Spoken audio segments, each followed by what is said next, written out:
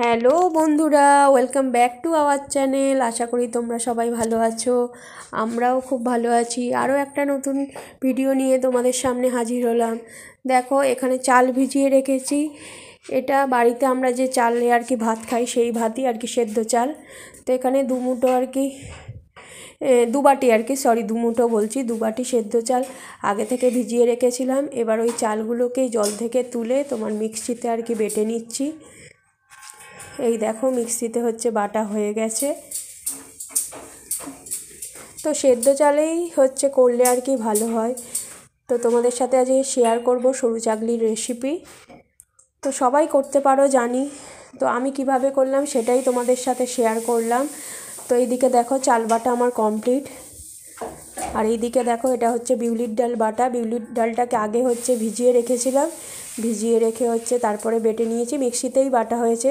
এরপর দেখো, চাল বাটাটার মধ্যে আর কি, সেদ্ধ চাল বাটাটার মধ্যে তোমার বিউলির ডাল বাটাটা দিয়ে দিচ্ছি।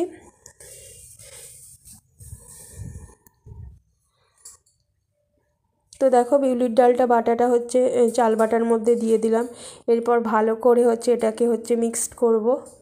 এরপর পরিমাণ মতো নুন দিয়ে দিলাম, যে যেরকম নুন খাও সেই মতো নুন দিয়ে দেবে। এরপর দেখো, চাল আর ডালটাকে হচ্ছে ভালো করে ফাটাবে। দেখো, ভালো করে ফেটিয়ে নিচ্ছি চাল আর ডালটাকে নুনের সাথে।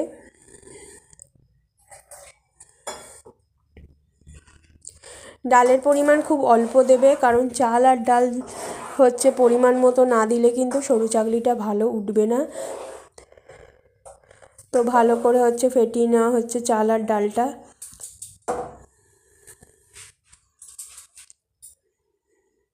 এরপর দেখো, সামান্য পরিমাণ জল দিয়ে দিচ্ছি। চাল আর ডাল বাটাটার মধ্যে সামান্য পরিমাণ জলটা বুঝে সুঝে দেবে, হুট করে জল বেশি পরিমাণে ঢালবে না।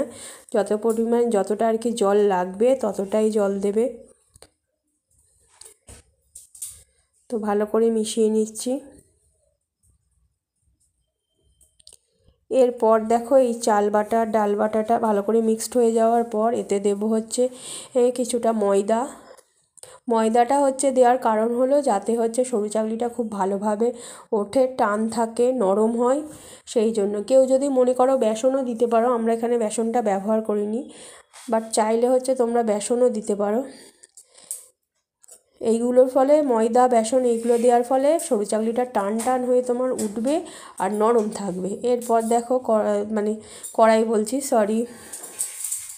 চাটু নিয়েছি, গ্যাসটাকে জ্বালিয়ে দিয়ে জোরেই আছে, দিয়ে চাটুতে হচ্ছে তেল মাখিয়ে নেওয়া হচ্ছে। বেগুনের যে বোটাটা আর কি কাটা হয় সেটা দিয়েই হচ্ছে তেল মাখিয়ে দেওয়া হচ্ছে।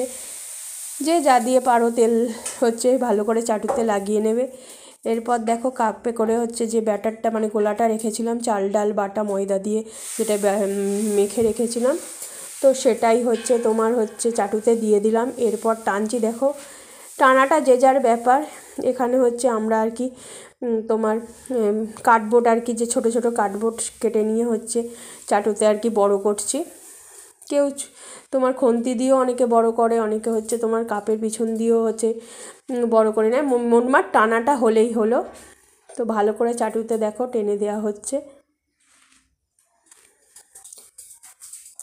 ফ্লেমটা কিন্তু জোরেই আছে, আস্তে নেই বা মিডিয়াম ফ্লেমে নেই, আমরা জোরে দিয়েই করেছি।